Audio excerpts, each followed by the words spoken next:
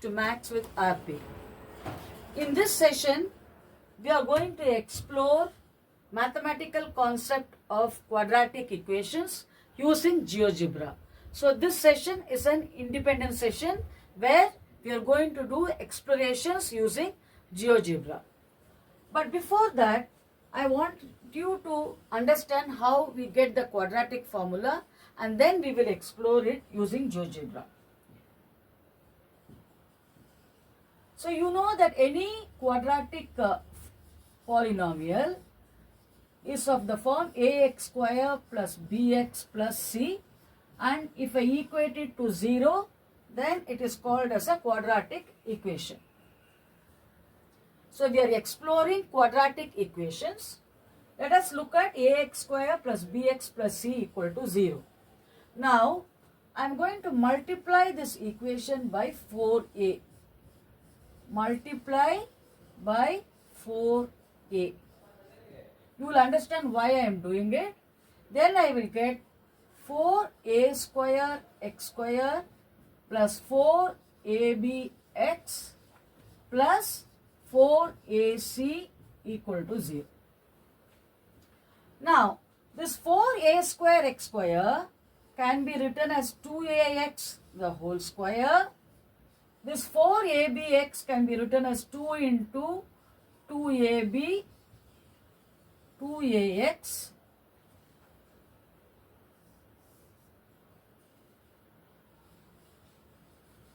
into b equal to minus 4ac.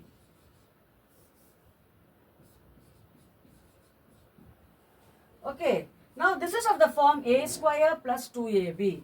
You all know a square plus 2ab plus b square will give you a plus b the whole square. Okay, so this is like your a plus 2, this is your a and this is your b. So I am completing the square to get 2ax the whole square plus 2 into 2ax into b plus b square equal to b square minus 4ac. Okay, now what is the left hand side? It is of the form a square plus 2ab plus b square, which is a plus b the whole square. So 2ax plus b the whole square equal to b square minus 4ac, which means 2ax plus b equal to plus or minus b square minus 4ac. This further means 2ax is minus b plus or minus, root of, plus or minus root of b square minus 4ac, because this is square.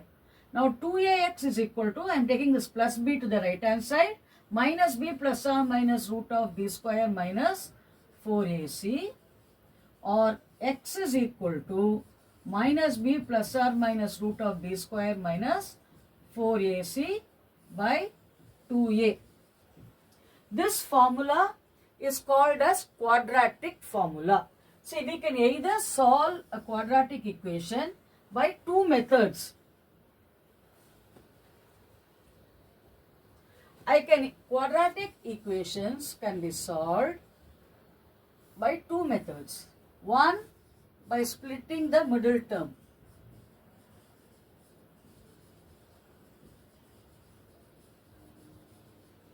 But it is not always easy to split the middle term. So in those cases, we can use the quadratic formula.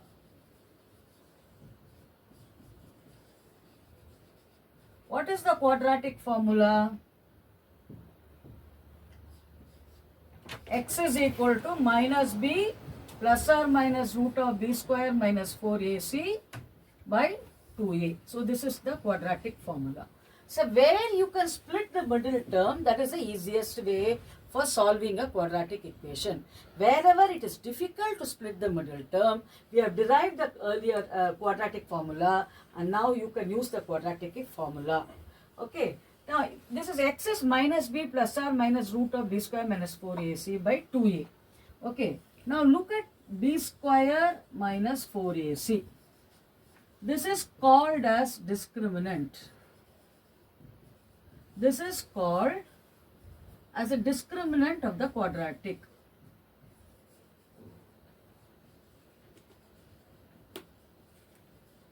So you know that you can't find the root of a negative number.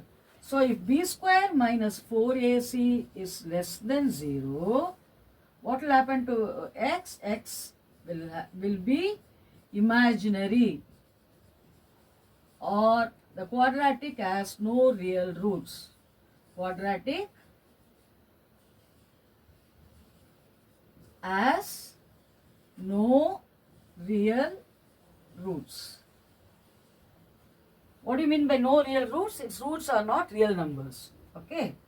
Now, if b square minus 4ac were equal to 0, then what will happen? X will be equal to minus b by 2a. Being a quadratic, it has got two roots. Both of them will be equal, that is equal to minus b by 2a. So, if b square minus 4ac is equal to 0, roots are real and equal. So, when we defined ax square plus bx plus c itself, remember the quadratic that we are going to explore, what sort of numbers are ABC? ABC are real numbers. Now, if A is 0, you won't have a quadratic. It will become a linear equation. So, all this we are going to see using GeoGebra. So, we have seen now what happens if b square minus 4ac is less than 0. We have also seen what happens when b square minus 4ac is equal to 0. If b square minus 4ac is greater than 0, then because of this plus and minus, you will have two values for x, minus b plus root of b square minus 4ac by 2a, or minus b minus root of b square minus 4ac by 2a. So, you will have two values which are real and distinct. Distinct because one is plus, the other is minus. Minus b plus root of b square minus 4ac by 2a. The other one minus b minus root of b square minus 4ac by 2a. So, b square minus 4ac is what we call as the discriminant of the quadratic. We are exploring ax square plus bx plus c equal to 0. It's a quadratic because the highest power of x is 2. Then we, in the earlier slide, we solved, right? By completing the square, we solved and we got a formula for x. This is called as the quadratic formula. Okay. Now we are going to see the same thing using GeoGebra.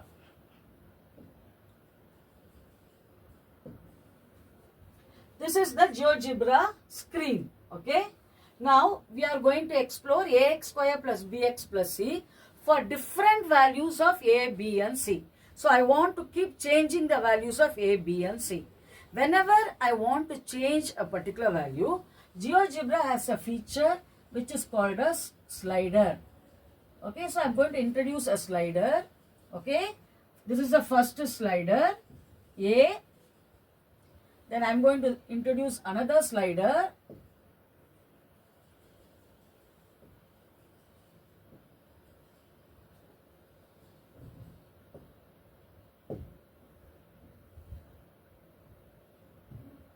So where is the other slider? B. Then I'm going to introduce one more slider, C. So I have three sliders, A, B and C. I have given the range of values to lie between minus 5 to plus 5. Okay. But if I want, I can also change the values, but I have retained them as it is.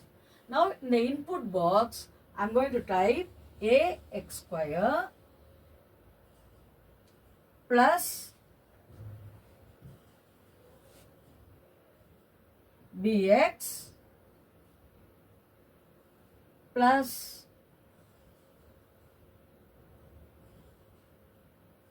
c. So I have ax square plus bx plus c. We have also seen when we learned the chapter on polynomials, a quadratic polynomial represents a parabola. So you got a parabola. Now I am going to define the discriminant. So I will write discriminant, DISC for discriminant, equal to b square minus 4ac. Okay.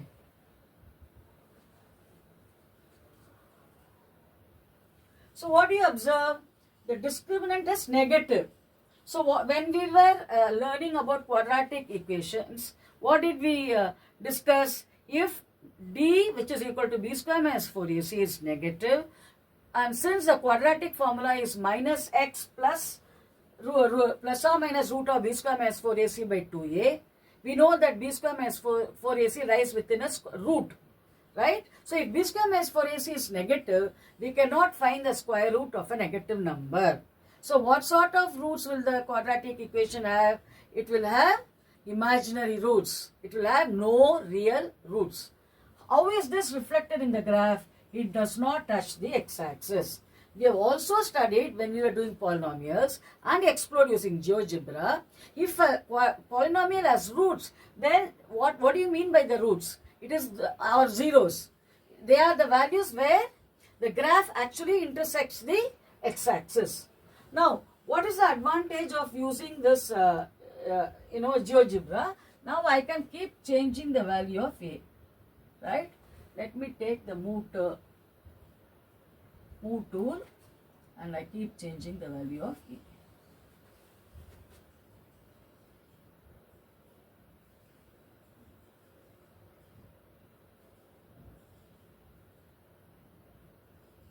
Now what do you observe? Okay, you see a parabola which is intersecting at 2 points. Now what is the discriminant? 4.56. When the discriminant is 4.56, that is when the discriminant is positive, then it is going to have two real roots. This is what we saw, because b square minus 4ac is greater than 0. So it is possible to find the square root. So by quadratic formula, we have two solutions. Minus b plus root of b square minus 4ac by 2a and minus b minus root of b square minus 4ac by 2a, which are given by the points of intersection. So click on this, click the intersecting point, then I click here and I click here. Okay, so they are the intersecting points B and C.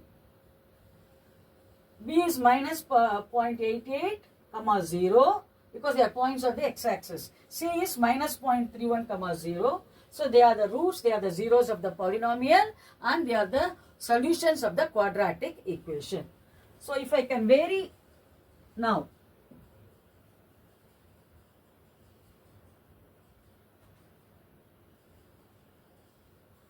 So again, what is the d value of d? Minus 22, minus 41.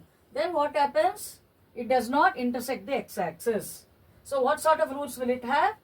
Imagine it will have no real root.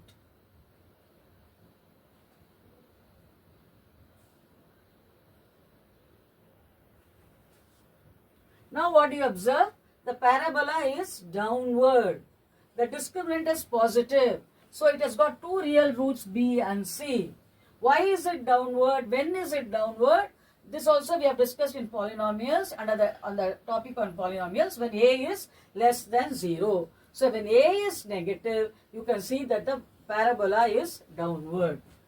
And since the discriminant is positive, it has got two distinct roots.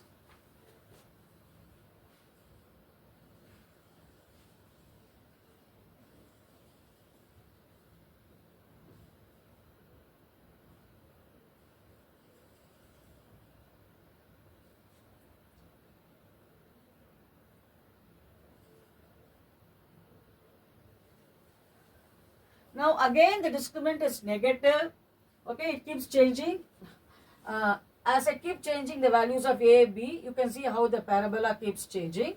Now the discriminant is positive, so it has got two real roots. So when will it have one root? When the parabola intersects the x-axis at exactly 1 point. Okay. So you can give different values for ABC and explore quadratic equations. So see, we saw two cases where when the discriminant was positive, we had two distinct roots. We also saw the case when the discriminant b square minus 4ac is less than 0, how the parabola did not intersect the x-axis at all, right? Now look at this case. Now what is the value of the discriminant? Look here. B square minus 4ac is 0. Okay? B square minus 4ac is 0 means when you substitute that value of b square minus 4ac in the quadratic formula, what will be your x? X is minus b by 2a. So the value is 1. The value or the root of the polynomial or the 0 of the polynomial is real and repeated, because being a quadratic, it has got two roots. So whatever is the root is the coordinate of the point where the parabola intersects the x-axis. Okay? So here you can see it intersects the x-axis at minus 1 comma 0. Therefore, minus 1 gets repeated twice. So now we have seen all the three cases. We saw discriminant being positive, giving rise to two distinct solutions. And we saw the case when discriminant less than 0, giving rise to imaginary roots or non-real roots. And this is the third possibility when the discriminant is 0, it has got a unique root, but the roots are repeated. We call them as repeated and equal roots because the equation is a quadratic equation. So until next time, it's goodbye.